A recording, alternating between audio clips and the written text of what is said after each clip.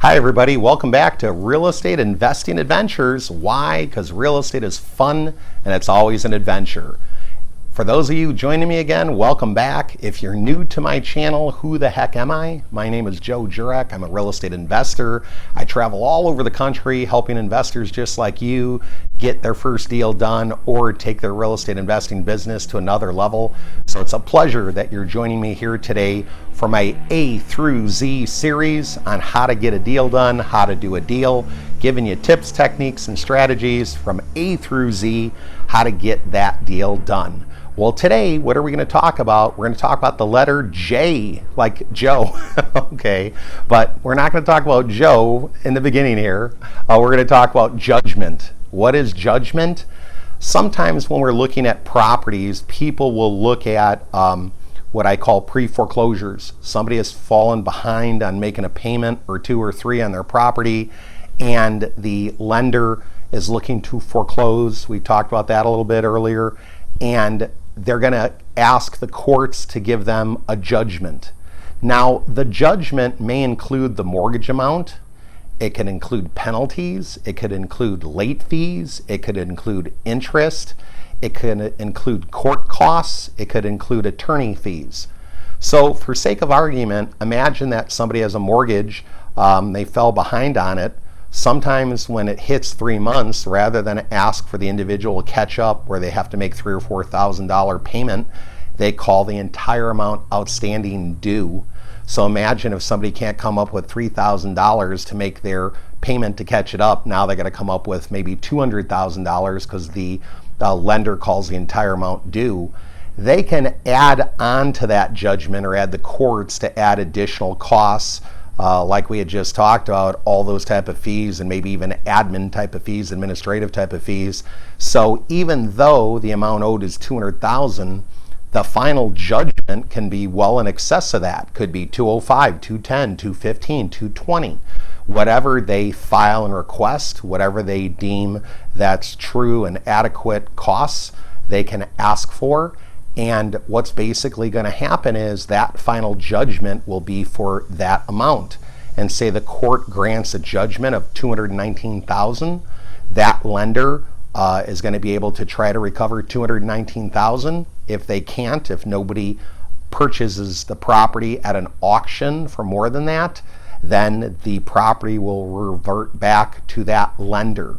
So a lot of times when we look at judgment, we want to understand it if you're looking at properties that are going through maybe a pre-foreclosure. And why do I bring that up? Often people will look at the price that gets recorded and say that property got recorded at $219. They had the judgment, nobody outbid them at the auction, so the lender got the property at $219. It'll record a sales price of $219. Now, a lot of clients that I work with get confused sometimes that, well, the bank or the lender, they will never take less than what they purchased it for here at $219. I want you to understand they really didn't purchase it at $219, and most lenders that have mortgages, the interest, and we talked about interest a little bit in the last video, but the interest is usually paid down faster than the principal amount owed. So if you ever look at, say, a 30-year mortgage and you make a $1,000 payment, probably less than $975 is going all towards interest, and maybe $25 might be going towards principal. Now that's just a rough example, but it's always shocking, especially to see in the beginning, how heavily weighted the payment is allocated towards principal and interest. Most people think it's divided equally. It's not. And that's where I want you to be aware of that. So can a lender that's taken back a foreclosure, got a judgment and taken one back, actually take less than what they show they recorded to purchase it for? Absolutely. Now it sounds funny, but they could even take $1 if they wanted to. A lot of people feel like, well, geez, if they're into it for $219, I got to offer at least $219 or more to maybe have my offer be attractive to that lender that now owns the property and have taken it over. No, you don't. You can offer whatever you want. And here's the funny thing. They might have got it at 219, and wouldn't it be amazing if that property eventually sells for, say, under 150,000? Can that happen? It absolutely can happen. So what I want you to understand here is don't be afraid, don't be concerned about the offer you're making. It's good to do a little research to find out more information on the properties that you're looking at making an offer on. It's always good to know the whole story or anything you can find out. But don't be afraid to make the offer, because the worst thing they can possibly say is no. And the more no's you get, the closer to a yes you'll get. So do not be afraid to make that low offer. Okay, what is the next J topic we're going to talk about? Joint venture. Often we're out there looking for deals, and sometimes we find really good deals that are maybe more expensive than we can handle or find financing at this point in time. And we think, wow, this would be a great deal if I only could get access to a little more money or a lot more money to do the deal. Now, when it comes to joint venture, it's one or more people joining together to do a specific purpose. What I would highly encourage you to do with a joint venture is, when you find people that are interested in doing it, you have to put together a written agreement that outlines the joint venture, who is going to do what, who has the responsibilities, what are the tasks, who has to do what, who reports to who, how are the decisions made.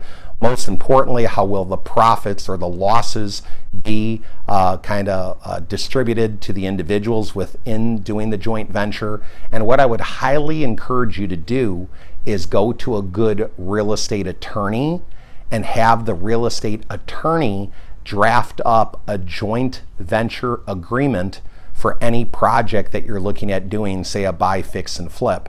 With the attorney drafting up the joint venture agreement, could the attorney also help you in reviewing the contract or offer to purchase for the project or the real estate property you're looking at doing the joint venture with? Absolutely.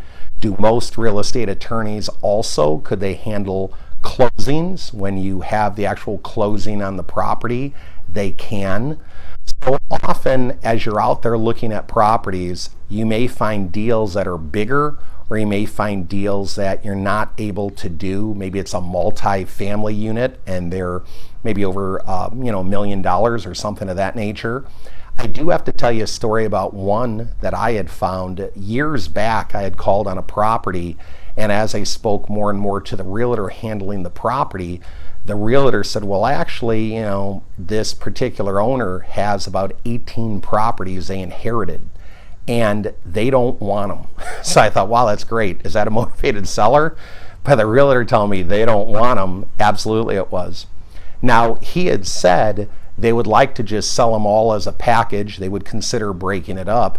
But the thing being, it was a very large deal. Think about 18 properties. And at the time, I wasn't sure the best way to do it.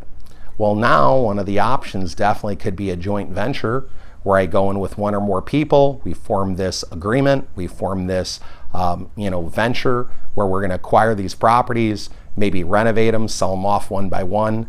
But the key was just making sure at the time it was a bigger project than I wanted to handle myself. Number two, it acquired a lot more time, effort, and money than I had available at that time. And three, if there was more of us involved with this joint venture, we could have divided and conquer, like I often say. Who would be good at doing what? How would we attack the properties? People having different expertise. Say if I could get maybe even a contractor involved that had some money that wanted to get involved with the joint venture. So there were a lot of possibilities there for that particular deal. And I think back over the years, and sometimes I've walked away from deals that I wish I wouldn't have had to. Other times I should have walked away from deals that I did. But that's how we learn our lessons again. But I just want to tell you another valuable tool kind of in your arsenal for how to do deals is to think about joint ventures. Now, I always like ending the video with a golden nugget. And what is the golden nugget that I want to end with? With doing a joint venture, look for other people in the area, maybe that own a lot of properties. They own similar type of properties that you're doing. Maybe you can look for developers, contractors, sometimes word of mouth, driving around. You just meet people everywhere. So the tip is always have your business cards with you, always be networking, always be kind of trying to build your network and keep a good record of all the people that you meet. Because sometimes you might meet somebody that develops new properties and you might say, oh, okay, great, I'm not doing anything with new development, and you may not be able to find that card. And then you find, maybe a subdivision that was started that they're now selling or got foreclosed on, and you thought, oh, wow, this would be great for a developer. So never, ever feel you don't want to network and talk to people, not only what you're doing in real estate, but what else they're doing. Because so often than not in the future, I'm telling you right now, that's going to come up where you're going to say, oh, I wish I would have kept that business card. So until next time, get out there and make your dreams a reality. Take care, believe and achieve. Bye-bye.